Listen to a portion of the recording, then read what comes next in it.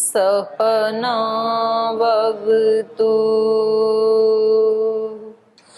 सहनौ भुनक्तु सह वीर्यं करवावहै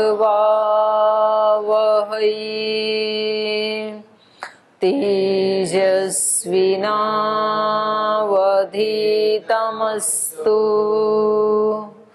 मा विद्विषावहै।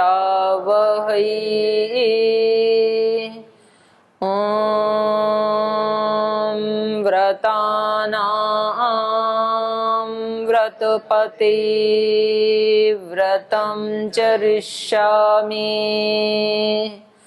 तच्छकेयं तन्मे राध्यताम् इदमहमनृतात् सत्यमुपैमि। ॐ शान्ति शान्ति शान्तिः। तो आज हम वेदांत दर्शन प्रारंभ कर रहे हैं और जो 6 दर्शन हैं उसमें ये सबसे अंत में पढ़े जाने वाला दर्शन है वेदांत दर्शन। षड दर्शन में देखो, जो वेद का ज्ञान है या उपनिषद का ज्ञान है, ये अगर इसमें दर्शन का ज्ञान उसमें सम्मिलित नहीं किया जाए तो वो अपने आप में अधूरा भी रहेगा और अपने आप में बहुत जटिल भी हो जाएगा। तो वैदिक परंपरा के अनुसार जो आर्ष ज्ञान हमें प्राप्त होना चाहिए, तो उसको जानने में षड दर्शन की बहुत बड़ी महती भूमिका है। और इनका काल कब का रहा है? दर्शनों का काल, सभी दर्शनों का काल लगभग 5000 वर्ष पूर्व मानते हैं। तो उसमें 150 वर्षों का अंतर है बस, और कुछ तो समकालीन भी लिखे गए, ऐसे भी मानते हैं कुछ लोग। जैसे महाभारत के बाद जो विद्वान बचे तो उन्होंने फिर इस तरह से एक वो कर लिया कि भाई इस विषय के ऊपर मैं लिखता हूँ, इस पे आप लिखें। या ऐसे हुआ कि कुछ विद्वानों ने लिखा तो उन्होंने देखा 50 साल पहले इस विषय के ऊपर उस ऋषि ने लिख दिया, अब उससे आगे मैं लिखता हूँ। तो इनमें 6 के 6 दर्शनों में एक तारतम्य है, एक दूसरे के पूरक हैं ये। जहां एक ऋषि ने कहना समाप्त किया, उससे आगे अगले ऋषि ने कहना प्रारंभ किया। ऐसा इनका एक क्रम है पढ़ने का। तो इसमें पढ़ने में सबसे पहले, क्योंकि उस समय कर्मकांड काफी प्रचलित थे, तो उसको पढ़ने के लिए वही व्यक्ति को कब क्या करना चाहिए, उसकी दिनचर्या, उसकी जीवनचर्या कैसी हो, कितना उसको अपने जीवन में कर्मकांड को शामिल करना है, कितना धनार्जन को करना है, कितना विद्यार्जन को करना है, ये सब ऋषियों ने एक व्यवस्था दी। तो 6 दर्शनों में सबसे प्रथम पढ़ने योग्य जो दर्शन है वो कौन सा है? पूर्व मीमांसा। मीमांसा कहते हैं विवेचना को, कर्मों की जिसमें विवेचना की गई है, क्या करें कैसे करें, वही कर्म हमारे लिए मुक्ति का साधन बन जाएं तो उनको हम कैसे करें, ये विवेचना की गई उसमें। तो वहां पता है भाई हर काम को कैसे करना चाहिए, यज्ञ भाव से करना चाहिए। तो इसलिए वहां पर यज्ञों का जो वर्णन है वो प्रधानता से किया गया है। और भी विषय हैं, अध्यात्म का भी विषय है उसमें, लेकिन मुख्य रूप से क्या विषय है? कर्म का। और उस कर्म को कैसे करना चाहिए वो विशेष रूप से वहां बताया है। तो और फिर उसकी संगति जो हमारे सामान्य कर्म है उसके साथ भी जोड़ दी कि जैसे ये यज्ञ कर्म करने में इतनी सावधानी रखनी चाहिए, इसको इतनी निष्ठा से, श्रद्धा से, भक्ति से करना चाहिए, वैसे ही जो सामान्य कर्म है हमारी दिनचर्या के सुबह से शाम तक के, वो भी कैसे होने चाहिए? यज्ञीय होने चाहिए। अब कर्म के आगे भी तो कुछ करना है, तो कर्म के बारे में तो हमने जान लिया। फिर उससे अगला दर्शन क्या है? धर्म। धर्म के बारे में जिज्ञासा की, फिर भाई हमें धार्मिक बनना है, अथा तो धर्म जिज्ञासा। ये किसका सूत्र है? वैशेषिक का। तो मीमांसा के बाद पूर्व मीमांसा बोलते हैं उसको। मीमांसा के बाद फिर धर्म की जिज्ञासा की कि इस व्यक्ति को केवल कर्म ही नहीं करना, धार्मिक भी बनना है। तो फिर वहां पर धर्म की परिभाषा बताई। धर्म क्या है? यह तो अभ्युदय निश्रेयसः सिद्धि ही सधर्म है भाई, जिससे अभ्युदय की भी प्राप्ति हो और निश्रेयस की भी प्राप्ति हो, लौकिक उन्नति भी हो, पारलौकिक उन्नति भी हो, सांसारिक उन्नति भी हो, आध्यात्मिक उन्नति भी हो, वो धर्म है। एक तरफ की उन्नति को धर्म नहीं माना। अब धर्म को हमने जान लिया, अब उस धर्म की परीक्षा करें कि जो बताया यहाँ पर धर्म या तो अभ्युदय निश्रेयस सिद्धि से धर्म है, ये वास्तव में इस धर्म की डेफिनेशन ठीक है या नहीं है। तो उसको प्रमाणों से जानने के लिए फिर प्रमाण शास्त्र की रचना। तो उसके बाद वैशेषिक के बाद तीसरे नंबर पे पढ़ने योग्य क्या है? न्याय दर्शन। उससे प्रमाणों से जाना कि वे धर्म को हमने प्रमाण पूर्वक जान लिया है, धार्मिक हो गए हैं। अब हम धार्मिक भी हो गए, अपने कर्म भी अपने यज्ञ बना लिए। अब हमें और थोड़ी सूक्ष्मता में प्रवेश करना है। तो चौथे नंबर पर पढ़ने योग्य दर्शन है फिर योग दर्शन। योग दर्शन, योग दर्शन में हमने जाना उसकी सूक्ष्मता में घुसने के लिए, चित्त को शुद्ध करने के लिए कैसे वृत्तियों को, विचारों को कैसे परिशुद्ध करना है, समाधि कैसे लगानी है, विचार उठाने हैं तो कौन से उठाने हैं, और रोकने हैं सारे यदि तो कैसे रोकने हैं। तो फिर उसका पूरा सूक्ष्म रूप से समाधि तक का वर्णन उसमें आ गया। फिर उससे भी सूक्ष्म हो गया सांख्य दर्शन, ज्ञान, ज्ञान की पराकाष्ठा। तो उससे आगे पढ़ने योग्य दर्शन हो गया सांख्य दर्शन। अब उसके बाद धार्मिक भी हो गए, हमने समाधि को भी प्राप्त कर लिया, अपने क्लेशों का भी, दोषों का भी नाश कर लिया। तो अब क्या बच गया लास्ट में? लास्ट में तो ब्रह्म में तल्लीन होना ही बच गया। समाधि को प्राप्त कर दिया, क्लेशों का नाश कर दिया, तो अब तो ईश्वर के साथ एकाकार होना ही बच गया। तो इसलिए इस वेदांत दर्शन को ब्रह्म सूत्र भी कहते हैं। ब्रह्म सूत्र का मतलब है ब्रह्म से ही संबंधित चर्चा है जिन सूत्रों में। वेदांत दर्शन का मुख्य प्रतिपाद्य विषय क्या है? ब्रह्म।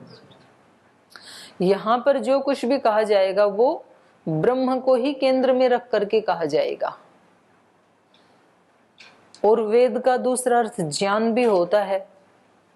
और अंत शब्द का अर्थ क्या होता है? अंत मतलब समाप्ति अर्थ होता है एक तो अंत का।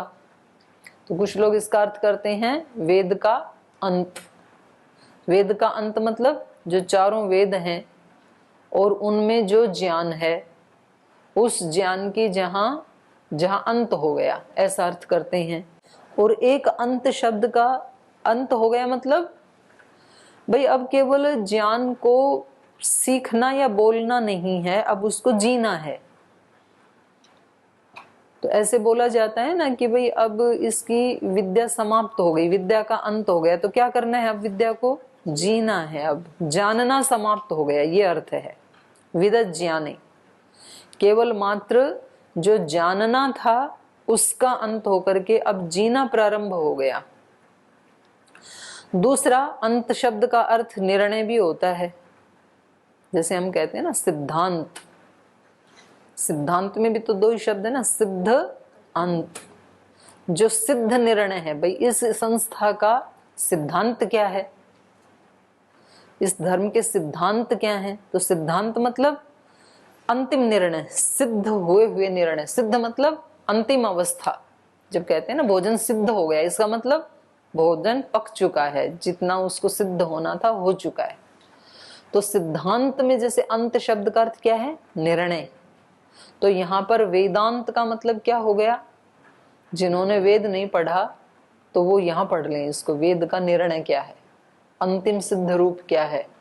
अंतिम सिद्ध रूप वेद का क्या हो सकता है? ईश्वर प्राप्ति। वेद का भी अंतिम जो उपलब्धि है, अंतिम उपदेश है, अंतिम सिद्धांत है, वो क्या है? ब्रह्म प्राप्ति। तो यहाँ पर जो अंतिम निर्णय को प्राप्त करवा दे वो वेदांत। और वेद का अर्थ विदज्ञाने विद प्रापणे, इस धातु से जब वेद शब्द को हम निष्पन्न करेंगे तो वेद का अर्थ ज्ञान स्वरूप परमात्मा भी होता है। तो उसमें अपने जीवन का अंत कर देना, समाप्त कर देना, उसमें तल्लीन हो जाना। तो ऐसे अलग अलग जो भाष्यकार हैं या जो इसके उपदेष्टा हैं वो इसकी व्याख्या करते हैं वेदांत की। तो 6 दर्शन में जो सबसे अंत में जो पढ़े जाने वाला दर्शन है वो वेदांत है। माने इसके बाद और कोई ज्ञान नहीं हो सकता है। इस ज्ञान को प्राप्त करने के बाद ये सबसे ऊंचा ज्ञान है। विद ज्ञाने से जब वेद कहेंगे, वेद का अंत मतलब ज्ञान की दृष्टि से अब इससे ऊंचा ज्ञान कोई नहीं हो सकता है। ये अंतिम ज्ञान है, लास्ट है, ये जीने वाला ज्ञान है, इसमें जीना है हमें। अब इसके ऊपर भाष्य भी देखो, सूत्र तो जो ऋषि होते हैं वो बहुत शॉर्ट में बोलते हैं। इसके सूत्रकार कौन है वेदांत के? वेदव्यास जी। और उनको बादरायण भी कहते हैं। और कुछ लोग कहते हैं कि बादरायण अलग हैं और वेदव्यास जी अलग हैं। कुछ लोगों का कहना है कि वो दोनों एक ही हैं। अब वेदव्यास जी ने यहाँ पर जो बोला वो तो बहुत संक्षिप्त में बोला है। ऋषि तो सूत्रों में ही बोलते हैं, मितभाषी होते हैं ऋषि, बहुत ज्यादा चकचक करने वाले थोड़े होते हैं। और एक बात को इतनी लंबी विस्तृत बात है और उसको छोटे में कह देते हैं वो। और दर्शनों की शैली भी यही है कि वो मेन जो बात कहनी है वो 5, 7, 10 सूत्रों के अंदर अंदर कह देते हैं। और उससे भी ज्यादा जो बिल्कुल पते की बात जिसको कहते हैं हिंदी में, वो 2-3 सूत्रों में ही कह देते हैं। ये शैली है सभी दर्शनों की। योग दर्शन में 3 सूत्रों में पूरा योग दर्शन कह दिया। अथ योगानुशासनम योगश्चित्तवृत्ति निरोध तदा द्रष्टु स्वरूपेवस्थानम वृत्ति सारूप्यम इतरत्र। बस 4 सूत्रों में योग दर्शन समाप्त। उसके आगे सारा उसका विस्तार है। फिर सांख्य दर्शन में अथ त्रिविध दुख अत्यंत निवृत्ति अत्यंत पुरुषार्थ, एक ही सूत्र में समाप्त। आगे पूरा उसका विस्तार है। वैशेषिक में अथा तो धर्म जिज्ञासा यतो अभ्युदय निश्रेयस सिद्धि सधर्म, खत्म। न्याय दर्शन प्रमाण प्रमेय आदि जो 16 पदार्थ हैं, इनके तत्व ज्ञान से निश्रेयस की प्राप्ति होती है। न्याय दर्शन समाप्त। इन्हीं सूत्रों का ही आगे उद्देश्य करेंगे, लक्षण बताएंगे, परीक्षा होगी, उसी का विस्तार है पूरा। ऐसे ही यहाँ पर वेदांत में अथा तो ब्रह्म जिज्ञासा, अब ब्रह्म की जिज्ञासा की जाती है। तो मुख्य प्रतिपाद्य विषय तो यही है, अब ब्रह्म को जानना है। तो अब आगे जो कुछ भी इस दर्शन में कहा जाएगा वो क्या होगा? ब्रह्म को जनाने से संबंधित ही होगा। तो ये शैली है दर्शनों की। तो यहाँ व्यास ऋषि जी ने तो बहुत शॉर्ट में अपनी बात कही है।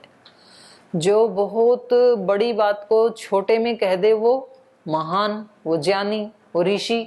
और जो छोटी सी बात को तिल का ताड़ बना दे वो अनजान, अज्ञानी। ज्यादा शोर मचाते हैं ना कुछ लोग, छोटी सी बात को इतना तिल का ताड़ बनाते हैं फिर। तो ये अपने आप में क्या है? ये अज्ञान की निशानी है। ये व्यवहार में भी सीख सकते हैं ना ऋषियों से। हम क्या करते हैं, छोटी सी बात को किसी की शिकायत करते हैं। तो किसी ने कोई छोटा सा अपराध किया और हम जब उसकी शिकायत करते हैं तो उसको कितने गुना मल्टीप्लाई कर लेते हैं? हजारों गुना। बात छोटी सी ही थी और हम उसको पूरा एकदम ऐसा कटघरे में खड़ा कर देते हैं कि जैसे इससे अपराधी व्यक्ति इस धरती के ऊपर दूसरा है ही नहीं कोई। तो ये हमारे अज्ञान और अहंकार की निशानी है। और एक व्यक्ति बहुत बड़ी बात हो जाती है, उसको भी कहता है चलो अब हो गया, खत्म करो बात को। तो ये किसकी निशानी है? ये उसकी महानता की निशानी है। अब कुछ लोगों के घर में कोरोना आया भी नहीं, पर वो उसको टेंशन ले करके घर का माहौल ऐसा बना दिया। और एक व्यक्ति कहता कोई नहीं, अब आ गया तो आ ही गया ना, तो ठीक, मैं अलग कमरे में रहता हूँ, व्यायाम प्राणायाम आदि करता हूँ, काढ़ा पीता हूँ, चला जाएगा 2-4 दिन में। तो कुछ भय के कारण मर जाते हैं, तो कुछ मृत्यु के पास से भी वापस आ जाते हैं। तो ऐसे होता है। तो इन्होंने तो बात की है सूत्रों में, अब उसको समझना ऋषि की बात समझ सकता है, लेकिन हमारे जैसे जो सामान्य व्यक्ति हैं वो उसको नहीं समझ पाएंगे। तो उनको बीच में एक मीडिएटर चाहिए। ये कहना क्या चाह रहे हैं ऋषि, अब हम तो उनकी बात समझते नहीं है। तो उसके लिए फिर इन सूत्रों के ऊपर भाष्य की आवश्यकता पड़ती है। तो सभी सूत्रों के ऊपर 6 दर्शन के जो सूत्र हैं उनके ऊपर भाष्य लिखे गए हैं, और भाष्यों को भी और सरल करने के लिए फिर टीकाएं लिखी जाती हैं। भाष्य को भी जो सरल करते हैं उसको टीका बोलते हैं।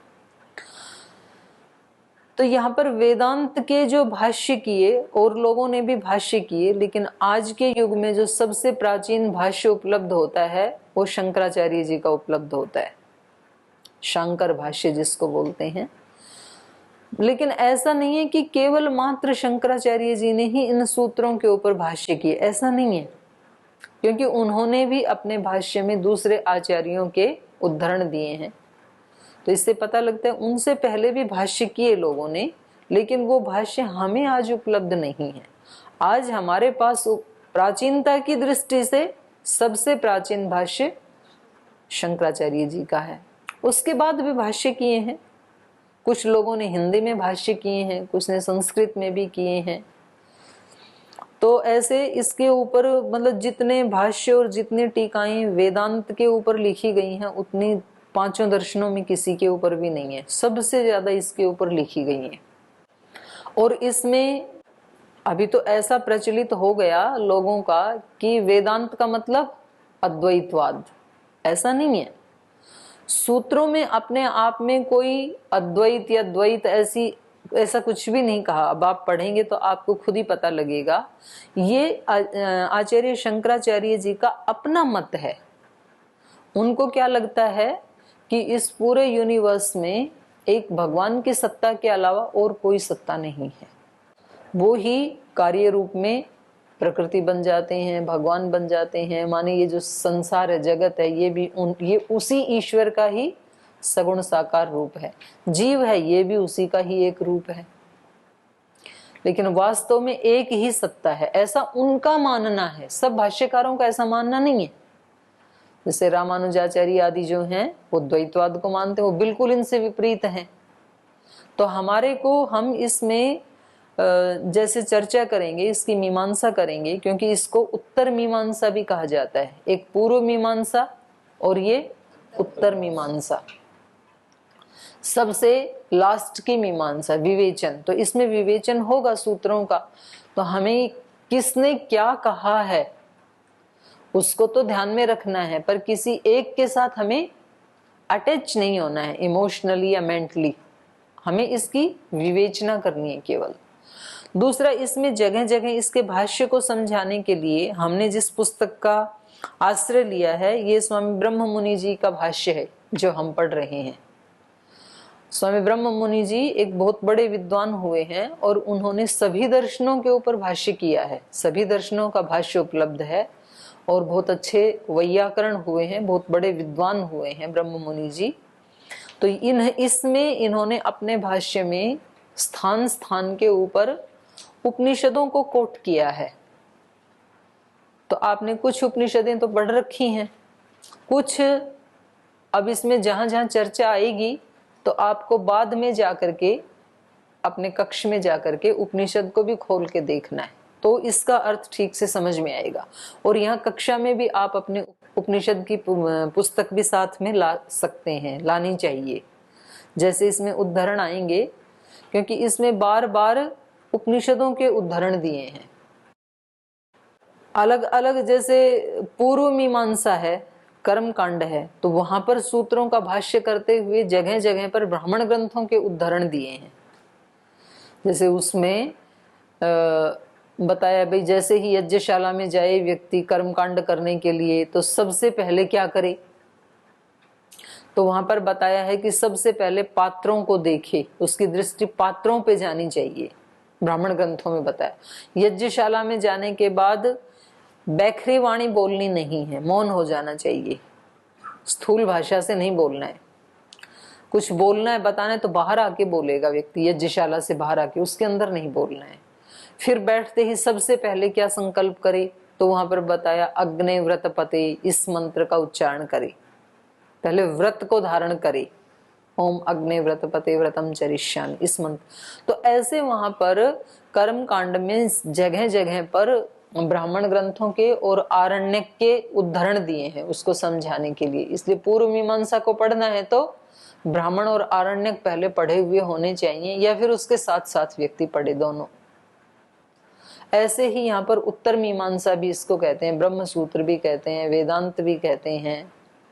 तो इसको पढ़ने से पहले या तो व्यक्ति ने उपनिषद पढ़े हों तो उसको अच्छे से समझ आएगा, और पढ़े हैं तो भी यहाँ पर जो उद्धरण आते हैं उनको फिर अपने कक्ष में जाकर के उपनिषद को भी पढ़ना चाहिए, तो ये अच्छे से समझ में आएगा। ये इसका जो, क्योंकि इसका जो मुख्य प्रतिपाद्य विषय है वो क्या है, ब्रह्म है। तो ये विशुद्ध रूप से ये जो दर्शन है ये उन लोगों के लिए है जिनको ब्रह्म प्राप्ति की इच्छा है, बाकी के लिए नहीं है, ये परीक्षा देने के लिए नहीं है ये। ठीक है, परीक्षा में लगा दिया तो उस दृष्टि से कुछ पढ़ते हैं, अपनी परीक्षा देते हैं, छुट्टी, लेकिन वो फिर इसको टच भी नहीं कर पाएंगे, वेदांत को, कोसों दूर है फिर वो वेदांत से। वेदांत का मतलब ही ये है कि ये मनुष्य के जन्म की जो अंतिम उपलब्धि हो सकती है, जो पराकाष्ठा है, उसको प्राप्त करवाने वाला दर्शन है ये। तो 4 प्रकार की विद्याएं बताई है ना। तो उपनिषदों को कौन सी विद्या बताया चारों में से? आध्यात्मिक विद्या बताया। आन्वीक्षिकी विद्या है न्याय दर्शन, इसको बताया अध्यात्म विद्या के ग्रंथ उपनिषदों को। तो इसमें जो कुछ भी चर्चा की जाएगी उसको आध्यात्मिक ग्रंथों से ही उद्धरण ले लेकर के उस चीज को समझाया जाएगा। माने इसमें अध्यात्म से बाहर कोई बात नहीं होगी। प्रधानता से इसमें क्या विषय बना रहेगा, ब्रह्म ही बना रहेगा। अब जिसको ब्रह्म की प्राप्ति करनी है वो व्यक्ति सबसे पहले क्या करेगा, ब्रह्म को प्राप्त करने की जिज्ञासा ही तो करेगा। तो इसलिए इन्होंने क्या क्या कहा, अथात ब्रह्म जिज्ञासा, अथ अत ब्रह्म जिज्ञासा। अथ मंगलाचरण के लिए दर्शनों में पढ़ा जाता है, अथ योगानुशासनम, अथ शब्दानुशासनम, अथ त्रिविध दुख अत्यंत निवृत्ति अत्यंत पुरुषार्थ है। तो अथ अथ आता है ना, और अथ का एक अर्थ होता है इसके बाद, इति स्वस्ति वाचनम अथ शांति करणम। तो अथ मतलब इसके बाद, किसके बाद, स्वस्ति वाचन के बाद। तो अथ शब्द इसके बाद इस अर्थ को कहने के लिए भी आता है। तो इसके बाद मतलब किसके बाद? तो अभी हमने बताया कि समाधि को प्राप्त कर लिया व्यक्ति ने, सांख्य योग पढ़ लिया उसने, अथ अब इसके बाद समाधि को प्राप्त कर लिया, क्लेशों का नाश कर दिया, तो अब इसके बाद क्या करने योग्य बच गया, अब ब्रह्म के दर्शन करने योग्य ही बच गया। तो यहाँ अथ का अर्थ ये भी है, अतः, अतः मतलब यहां से, और अतः मतलब इस हेतु से, इसलिए अतः यहां से ब्रह्म जिज्ञासा, अब ब्रह्म की जिज्ञासा की जाती है। तो अब ये स्पष्ट नहीं है कि सूत्रकार किसके लिए कहना चाह रहे हैं, अतः मतलब क्या, किसके बाद और कहां से। तो ये भाष्यकार समझाएंगे अब हमें कि किसके बाद। देखो ब्रह्म की जिज्ञासा कौन कर सकता है वो अब भाष्यकार हमें बताएंगे।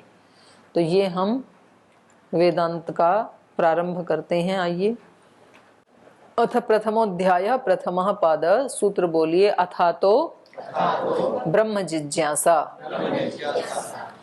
अथ शब्दो अनंतरार्थः, भाष्य पढ़ रही हूं। अथ का मतलब है यहाँ पर जो अथ शब्द है ये अनंतरार्थ, यहाँ पर मंगलाचरण नहीं माना भाष्यकार ने, क्या माना, अनंतरार्थ। अनंतरार्थ माने उसके बाद, इस अर्थ में आया है। तो किसके बाद, तो बता रहे हैं, अधुना जगति रोग वियोग भोग दुखानुभवानंतरम पुनश्च जगतः नश्वरत्वात् अनित्यत्वात् अनुमिति अनंतरम।